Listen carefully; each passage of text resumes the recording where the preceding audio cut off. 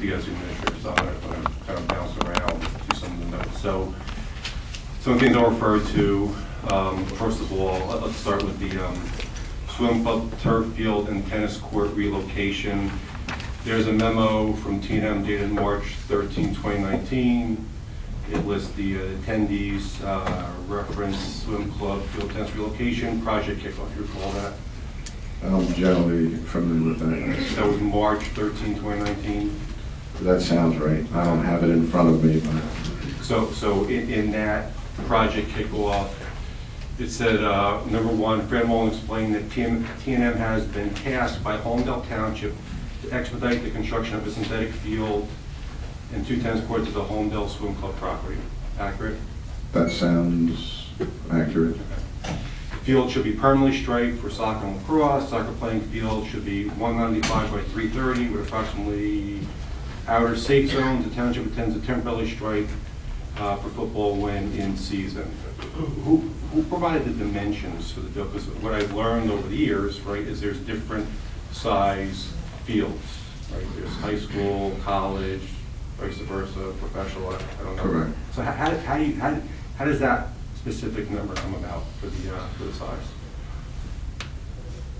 Well, you want to know for this project? Yeah. Let's say this one, yeah. So, if I recall right, when we were asked to engage, we've done a fair number of these facilities.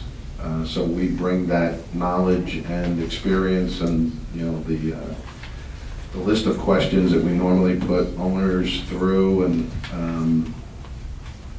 it was a collaborative effort. I know that by the time I was engaged, I believe Victor Stevens had a diagram of the field he envisioned, or the town envisioned, working with the co-op providers. And the co-op, you know, they provide the design services, the contractors to construct it. So when we got engaged, we took just a little bit of time to re-examine and check all the boxes and just go through an exercise to make sure that the dimensions and the sports that were going to be supported and the striping, and some of it's permanent striping, some of it's temporary, so that was a collaborative process between myself, Mr. Stevens, the co-op entities, and my technical designers. So the collaborative effort was between Holmdel employees and your organization? Yes, I think that's fair. Bonnie reports that a survey has been authorized and should be completed by 3/2019. 3, Victor Stevens and Bob Ward explained that the township desires new facilities. The following items were discussed. Township intends to fully constructed facilities using Region 4 Education Service Center cooperative and state contract purchasing. Is that correct? That is correct. Yeah. 10, the township intends to use these fields by August 1st. Before I answer that, just to clarify or qualify my last answer, it was correct as it was reported to me. I was not involved in securing the proposal or the contract with the co-op. That was already in place when I engaged to simply add the engineering to support what the co-op was going to build. So I don't want to speak as if I'm an expert in what the co-op proposal or vetting or solicitation was. I wasn't part of the contracting via the co-op vehicle. Were you involved in the determination for the lighting requirements for the field? No. That was done separately? Yes. Okay. And I'm sorry, again, I say no, I wasn't involved. How it was done, I really can't speak to. Okay.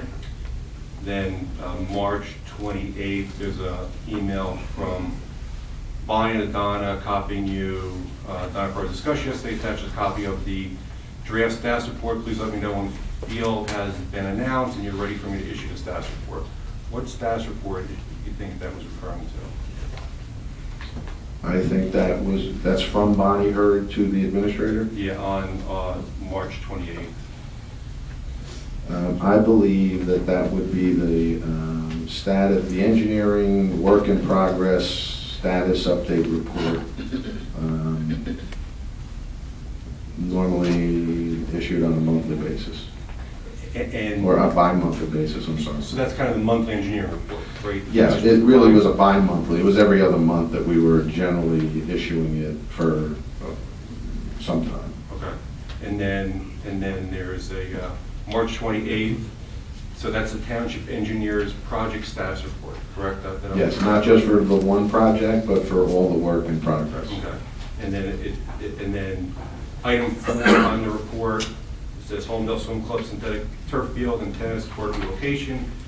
We're currently preparing construction plans and technical specifications for relocation of existing asphalt tennis courts, the swim club, and the construction of a synthetic turf field in the area of the former tennis center.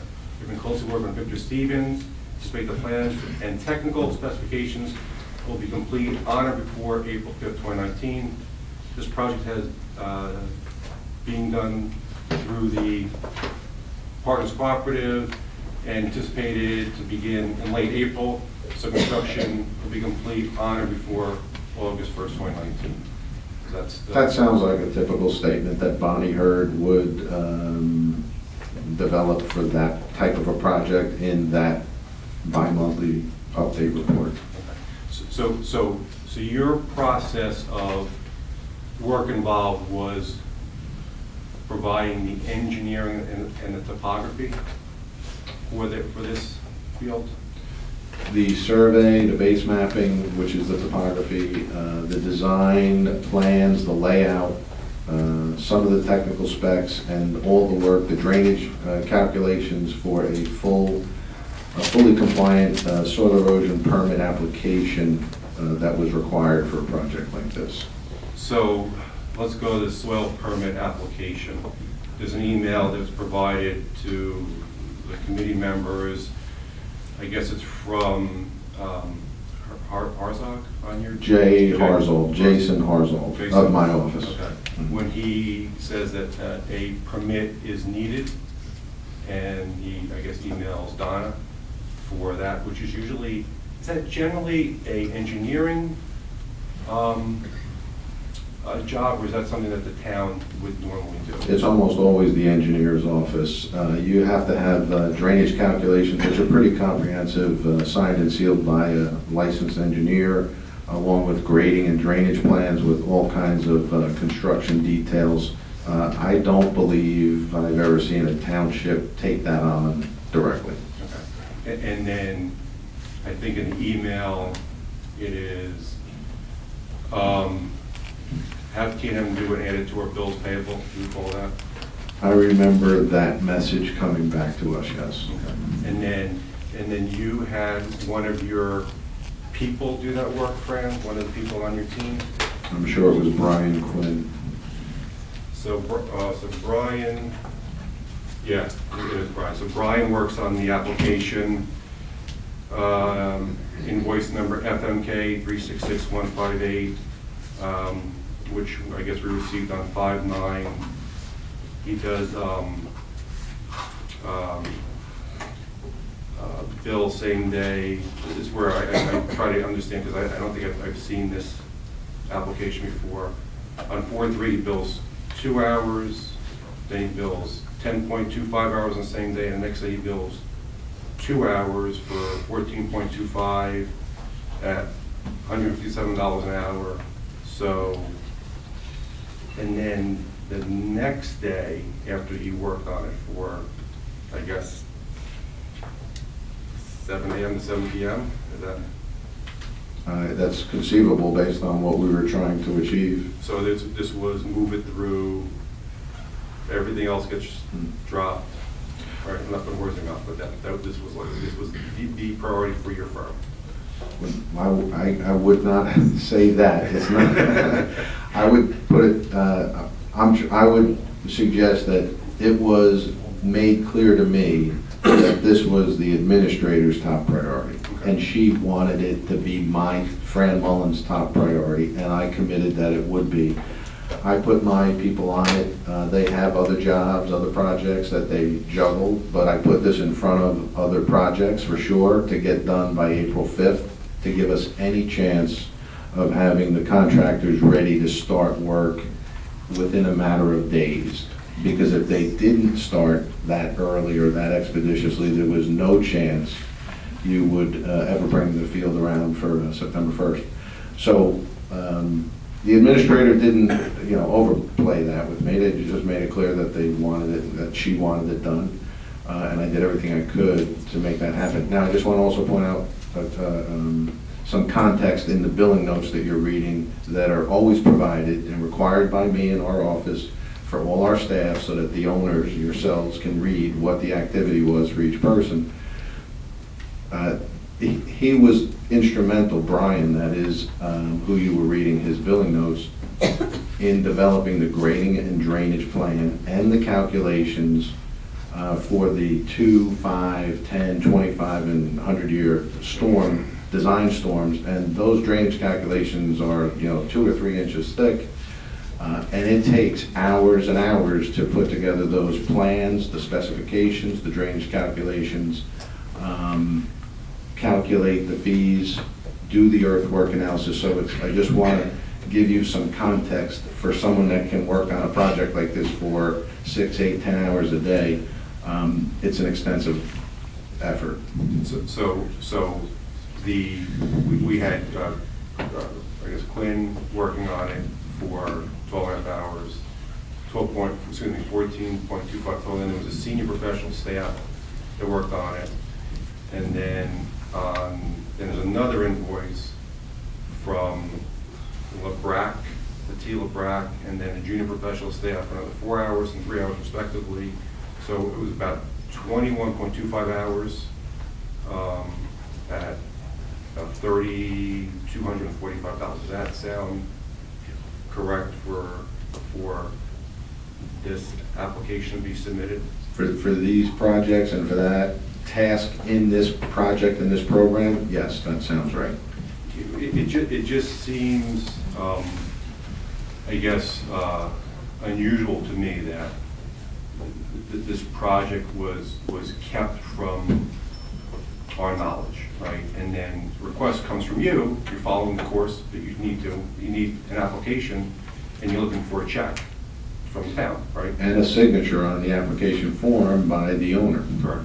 And in turn, the email says, you just do it, we'll reimburse you, add it to your project cost. That was the direction back, yes. What does that tell you? Looking back now. I think, well, I would suggest that that has happened on projects that are fast-tracked before. So that was the context I was working in.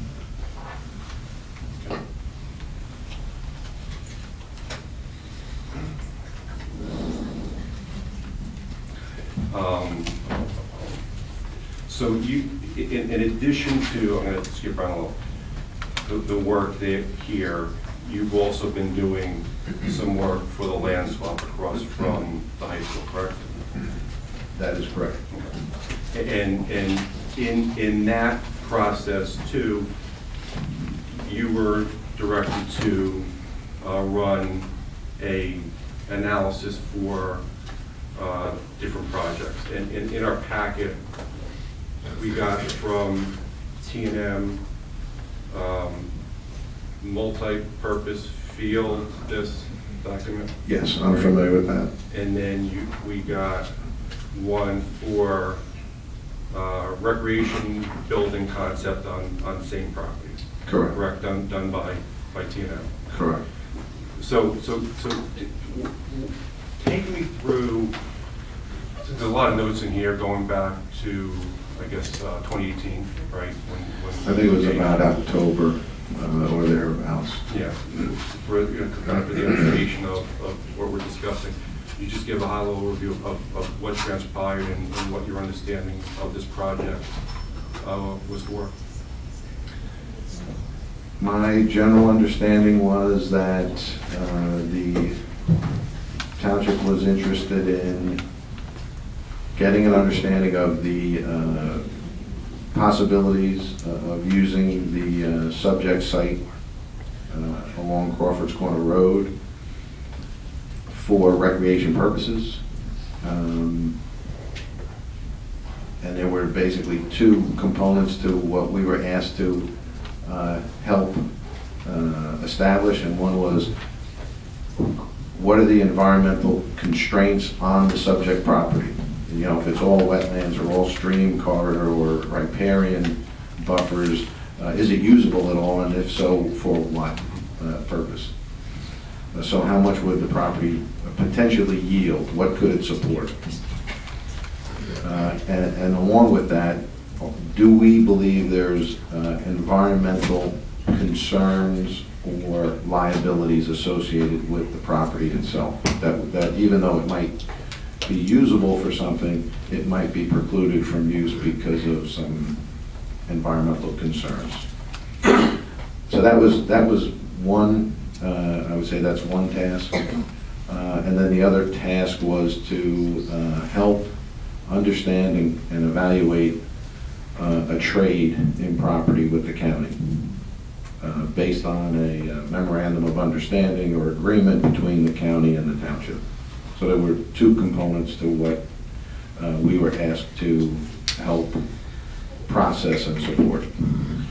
And then in case this project move forward, so let me back up for a second. So you gave a not to exceed number when you started Yes, the project. Mm-hmm. You know if a resolution was ever adopted to accept that?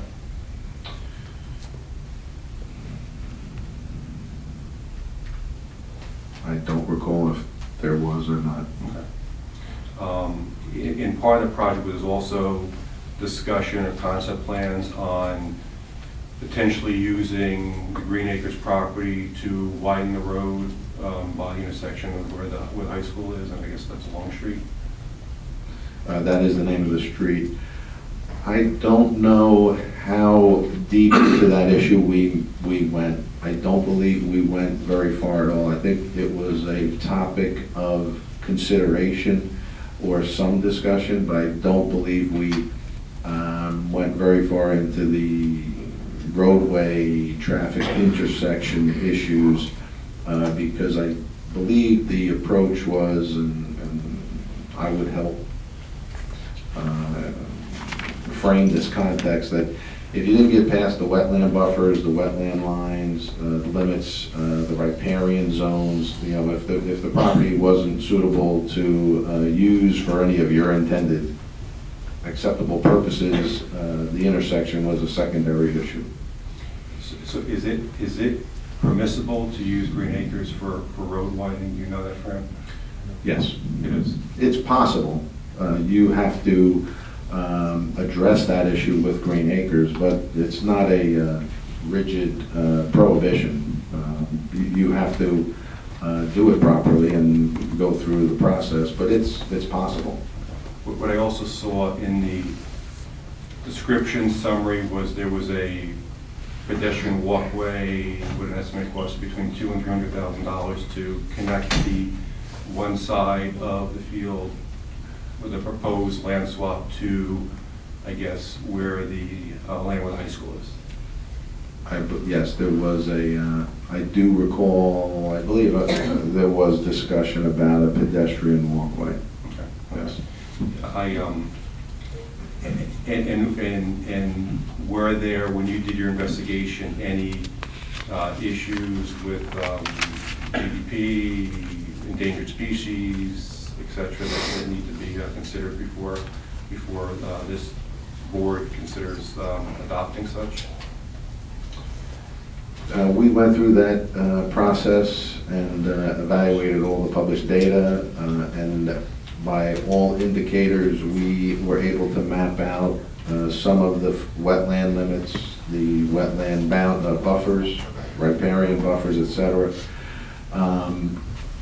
And that's when we developed the concepts, one for a ball field with some parking, and then an alternative concept with a schematic floor plan for an indoor rec center with some parking, both of which in preparing the concept seemed to fit on the site Although the site is encumbered by a number of environmental constraints and regulated areas by the DEP that you have to mitigate and do buffer averaging and things of that nature, but it seemed on a schematic level that either of those concepts, could fit in the building envelope, after you mitigate some of the environmental restrictions.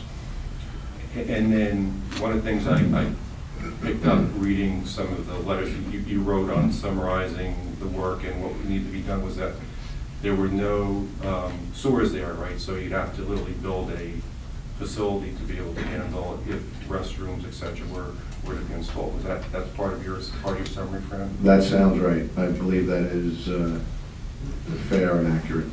And then you provided, this is the first time I'm seeing this, and we got this package on Saturday. I think that everything was delivered to our home, so trying to frantically go through a massive amount of pages. The cost for the turf field, you estimated at $3.7 million, and then the cost for the rec center, if it was even applicable, was about $12.8 million. Is that correct? I believe they sound like the right numbers based on our initial preliminary, ballpark cost estimates. Again, not advocating for one or the other or any use of the property, just simply providing the data so that you're armed with the costs that go along with the concepts. And then there was, I guess, an email because of a conflict. Township attorney was accused himself, and then we had a conflict attorney come in. So Marty Flagan was handling the attorney correspondence between you and Don, etc. That's my understanding, yes. And then I saw one note on here that said that this property, if we acquire it and build anything on it, is open to everybody because it's Green Acres. Is that correct? Do you think T&M asserted that, or the attorney? If I could just interject on the conflict issue, because I heard somebody, just for everyone's edification, when the committeeman's saying conflict, that's a common thing that occurs if an attorney represents two parties on the same side of an issue. In this case, it's an agreement between the Township of Holmdel and the County of Monmouth. My firm does work for the County of Monmouth, so we were obviously unable to assist with that, and so the Township referred the matter to Conflict Counsel. So I just want to provide the context of what the committeeman's referencing. So is that so? There's, I guess, an email from Bonnie and indicated we cannot restrict just to Holmdel residents. And then I guess is that part of this process, Fran? Is that an accurate statement? I think you have to keep any of that commentary in the broader context of the Green Acres program, and if any municipality engages Green Acres funding for either acquisition of properties, development of properties, or projects, there's an outline of Green Acres requirements. I'm not going to profess to be able to recite what the legal provisions are because I would misspeak. But my general understanding, and I believe you all and Mike probably knows it the best, essentially my general understanding is you can't restrict it to town residents only. Like, folks that walk in and they show a driver's license with a Holmdel address, Green Acres would not allow for that restriction. But there is mechanisms that are completely acceptable that set permits that are required, hours of operation, so that, my understanding is that there's levels of filtering or management operational issues on how to schedule the facilities, the ball fields, etc., so that folks from outside the municipality do not get any preference for all the prime times. So I believe there's ways to manage that, but it's an operational management piece that, as a project engineer or designer, I normally don't delve into. It's more of an operational and a legal interpretation that you're looking for. Yeah. So I wouldn't take anything that either Bonnie heard or myself puts in an email as, Green Acres, protocol. I really wouldn't. Okay. and I didn't realize how involved the land swap was, because there's also a email in here from Bonnie, and maybe you can help clarify what this is to me, because there's I guess a conflict in where the boundary lines are. She calls something called a de-gore. Yes. So can you kind of just explain what that is and how that happened? It's a relatively simple issue where the common property line with the adjoining lot, and I believe this runs along the creek center line. So the subject property is bounded by a property line that runs along the center of the creek. When you do the survey for this subject site and you lay it against the survey of the park's property on the other side of the creek, the two surveys have a slight gap of several feet. And it's simply a reconciliation between the two surveys that has to happen.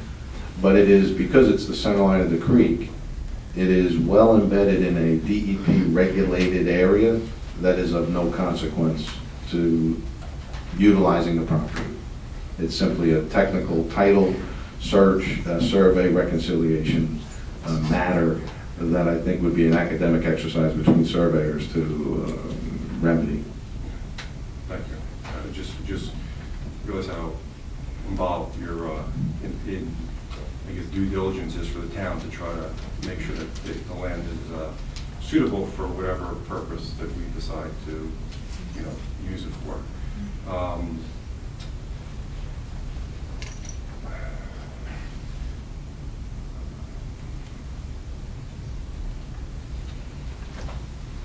So going back through, I guess following up on some of the other emails, there was, this shouldn't only the only things that pertain to you.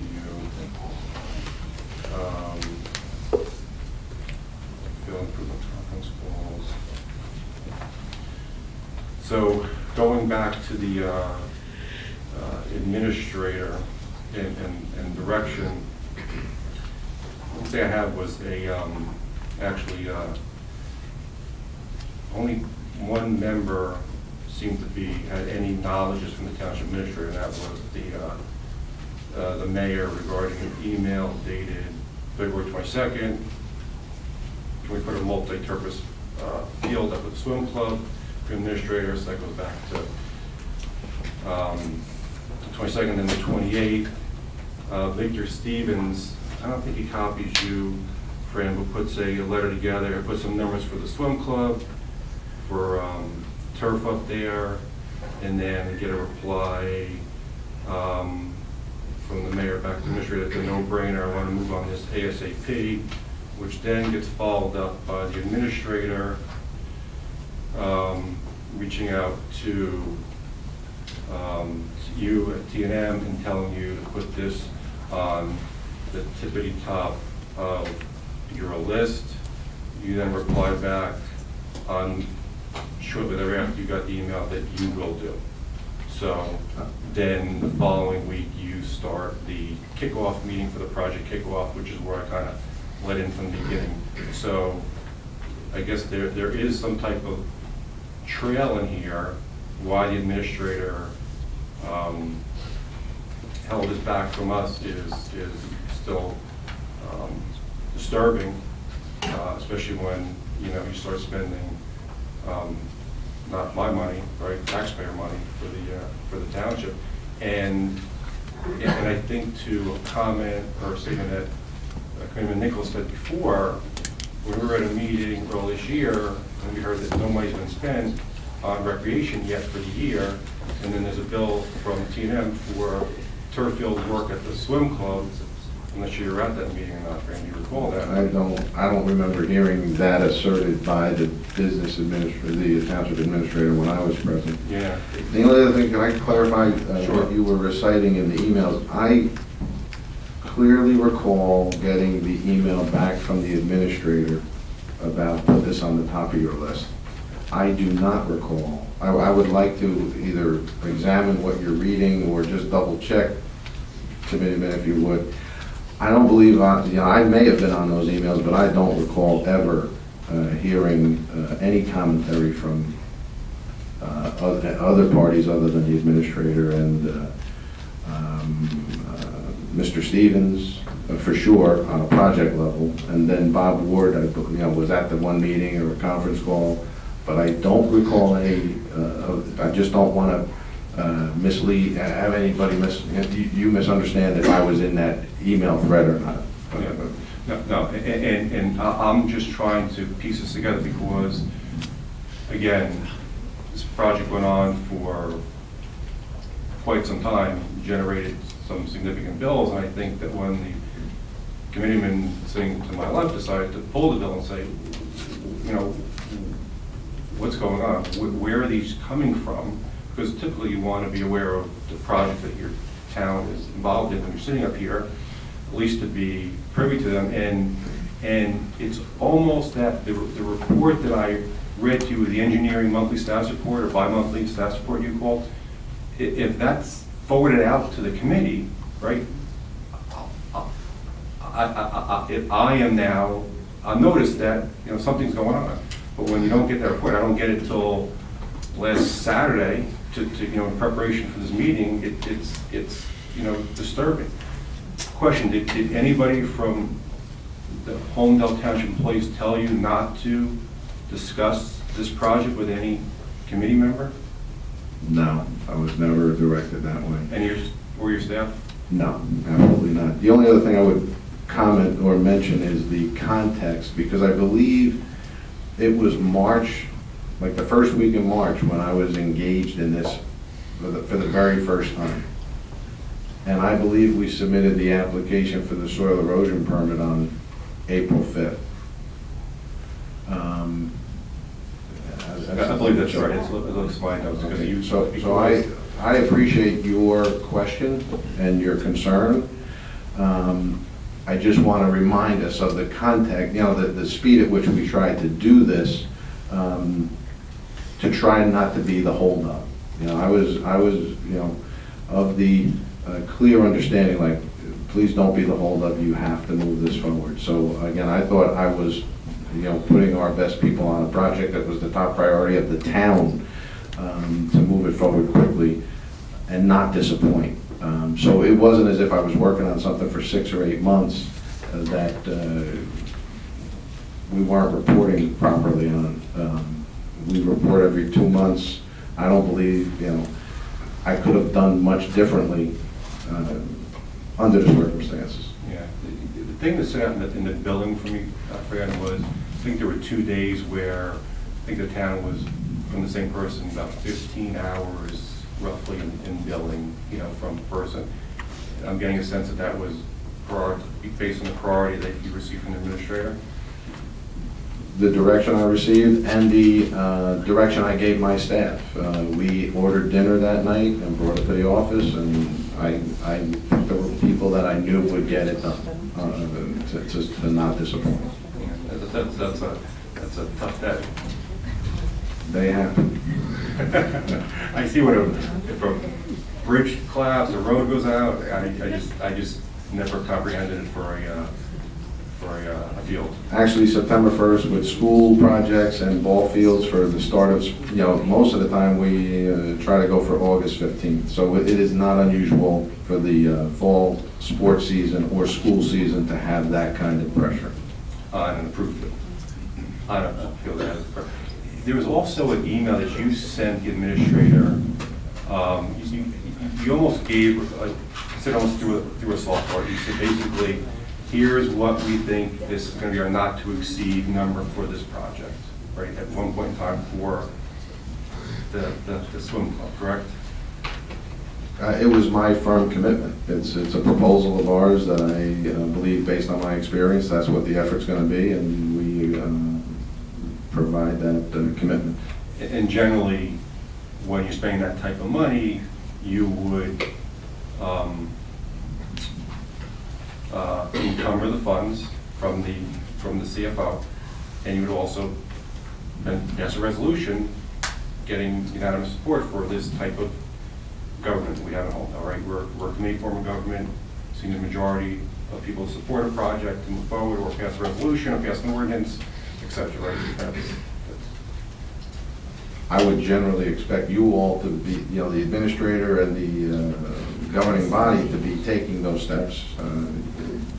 The answer is yes, generically, and that's my understanding of the process. Yeah, so I look at you and I said that Fran, at one point in time, sent the administrator, it looks like it's unsolicited, and said years are not to exceed number for this project.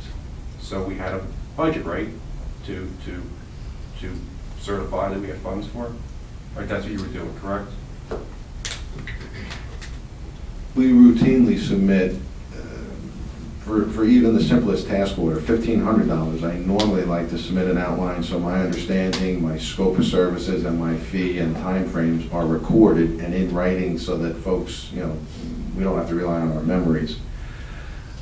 I wasn't necessarily submitting a proposal for any other reason than it's normal practice for us to submit a proposal for any type of project. Frankly, it didn't enter my mind that there other thoughts didn't enter my mind. I thought we were on a fast track for a project that was a town priority. That's how I look at this. Yeah, so I see your note to her. I see her note copying the former CFO to encumber the funds, but there's never a follow-up that the funds have been encumbered, but yet you moved on with the project, and nor was there a resolution passed which got approval from the township committee. So I'm concerned on two facets, right? One, the proper procedure wasn't followed from a committee form of government, and two, we never had to certify that these funds were available for spending for this project. I understand your commentary, but I assure you, I'm certain I was not on that side of the process, because I normally am not. Actually, I'm never on that side of the process. I was not part of the communication to the former CFO, I don't believe. I don't think you were, but you at least initiated it and moved the project forward in the way that should have moved forward, with a commitment for the money needed for your work to be done. I believe we were completely on track with our process, yes. Hindsight, anything you would do differently? No.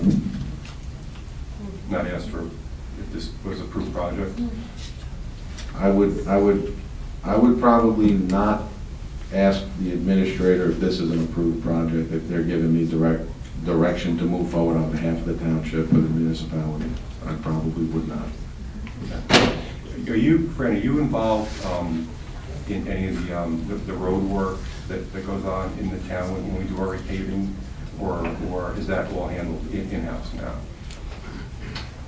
I would describe it as being initiated, managed, and led in-house.